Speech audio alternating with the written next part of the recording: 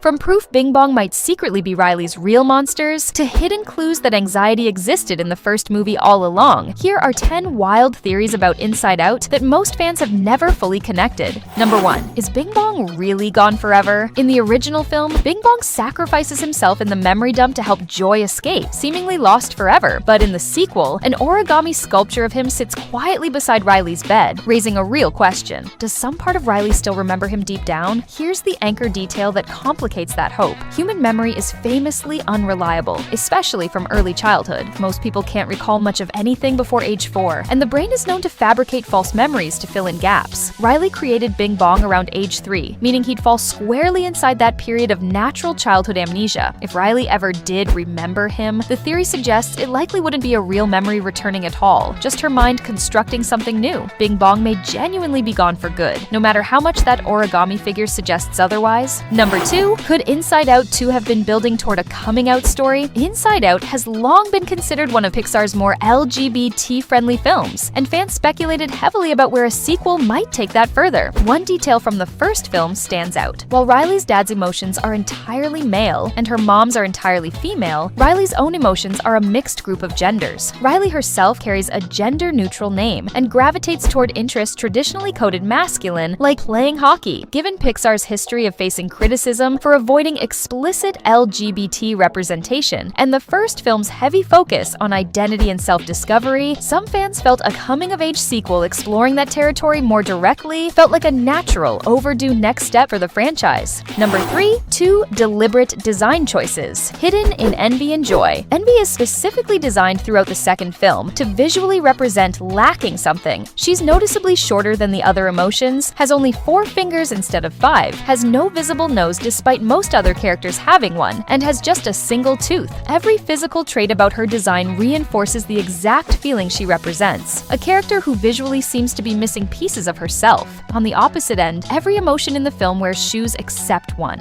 joy. The theory suggests this is intentional too, symbolizing her as the freest, least restrained character among the entire group. Unburdened even in small physical details, most viewers would never consciously register. Number 4. Is Bing Bong secretly Riley's assigned monster from Monsters, Inc.? Here's a theory connecting 2 entirely separate Pixar franchises. At the end of Monsters, Inc., monsters shift from scaring children to making them laugh instead, having discovered laughter generates even more energy than screams. Bing Bong, by design, looks remarkably like something straight out of that same monster world, and his entire purpose in Riley's life was making her laugh. Since monsters can't permanently stay in the human world, the theory suggests Riley simply imagined him whenever he couldn't physically be there, eventually shaping him into what she experienced as an imaginary friend as she grew older. Even though Riley's own memory of him fades entirely, the theory suggests he's still out there making other kids laugh at Monsters, Incorporated, just like Andy and Sid are theorized to have had their own assigned monsters in Toy Story. Number 5. Does Riley actually control her emotions, not the other way around? On the surface, Riley's emotions appear to be fully in charge, running her mental headquarters independently, but this theory flips that entirely, suggesting Riley herself may be the one truly in control the whole time. The evidence starts with Sadness, who is repeatedly shown altering memories without explanation, seemingly confused about her own actions. And notably, neither Joy nor Fear are ever shown able to touch memories Riley is actively suppressing, only Sadness can. The film's opening crisis, where Joy and Sadness both get pulled out of headquarters together, reads symbolically as Riley trying desperately to suppress a painful memory so completely that she accidentally shuts down both emotions at once. Her reluctance to let go of Bing Bong throughout the journey mirrors that same resistance. By the film's end, the theory suggests Joy's realization about the value of sadness isn't really Joy's arc at all. It's a reflection of Riley herself finally accepting a fuller range of emotion as she grows up. Quick one before we keep going. Which of these theories has genuinely surprised you the most? Drop it in the comments. Number 6. Inside Out almost looked completely different before release. Several alternate titles were reportedly considered before settling on the final name, including Joy's State of Mind, Trouble in Mind, Life of Riley, and Down in the Dumps, with one animator jokingly suggesting Joy Story as a pun. The original story concept was also considerably different. Rather than coping with a cross-country move, Riley would have suffered blunt head trauma from a falling tree branch, causing short-term memory loss, with her emotions working together to help her recover those lost memories instead. Perhaps the most surprising piece of trivia, though, is that Riley's mind was originally designed to house 27 separate emotions rather than just 5. While the core 5 would have remained the primary characters running running headquarters, brief appearances were planned for additional emotions, including guilt, greed, envy, shame, embarrassment, irritation, and gloom.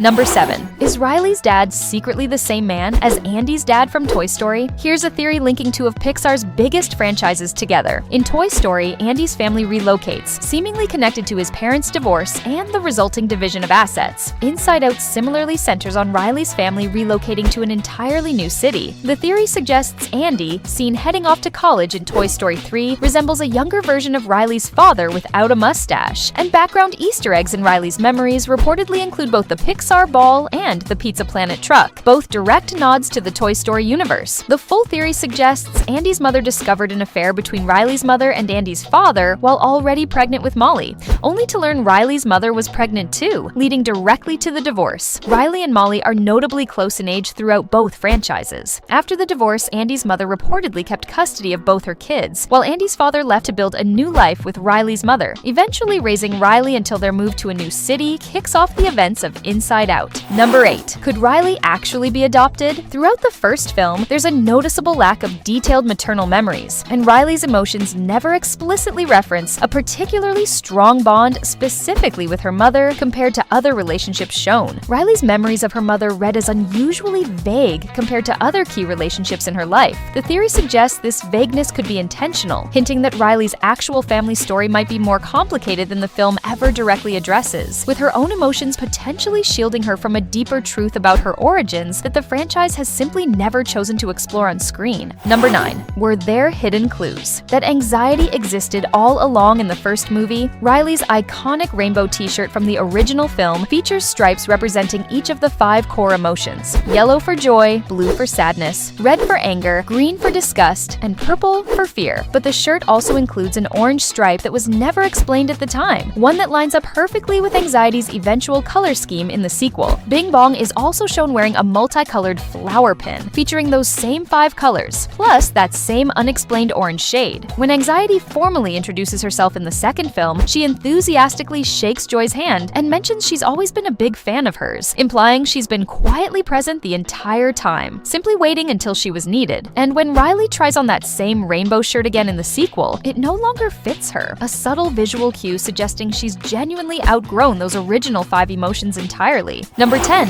Why does Riley have mixed gender emotions when no one else in her family does? Here's a detail that opens up a genuinely interesting family dynamic. Joy leads inside Riley's own mind, while sadness leads inside her mother's, and anger leads inside her father's. By the film's end, Riley's first fully blended memory, combining both joy and sadness together, visually represents how emotions naturally grow more complex with age. Sadness leading her mother's mind doesn't necessarily mean she's simply a sad person. It likely represents deep empathy instead. Anger leading her father's mind similarly reflects his protective instincts toward his family rather than pure hostility. But here's the detail that remains genuinely unexplained. Every other character's emotions in the film match their own gender exactly, except Riley's, whose headquarters is made up of a distinctly mixed group. The film never directly addresses why she's the one exception. And that's it. Which one of these theories caught you off guard the most? Bing Bong's connection to monsters, Incanaro, the hidden anxiety clues, or Riley's possible adoption? Let me know which one you think is the most compelling.